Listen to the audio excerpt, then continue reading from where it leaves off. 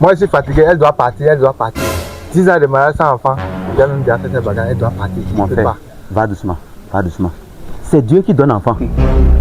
Si Dieu dit que tu ne veux pas avoir enfant là, tu peux avoir 15 et les 15 là vont partir avant toi. Nous on a vu là où toute une famille a fait accident et c'est le père seul qui est resté. Les autres là sont partis. Maintenant parlant de la femme là, toi tu lui as fait analyse pour voir si c'est elle qui ne fait pas enfant. Non. Bon. Maintenant quand je te fais dire que c'est elle qui ne fait pas enfant. Je ne sais pas quelle mentalité nous les Africains nous avons ici. Après un mariage, quand il n'y a pas d'enfant, on commence par accuser les femmes. Il faut faire d'abord analyse pour voir. Ça fait 1. 2. Toi-même là, est-ce que tu es sûr que tu peux faire enfant? Tu as fait analyse? Quelle analyse toi-même? Quand tu dis comme ça? Moi, chaque matin, je me lève, mon bâton là, c'est souvent debout comme ça. Tu me dis de faire analyse. Quelle analyse je vais faire encore? Ce n'est pas quand c'est debout que ça fait enfant. Hein.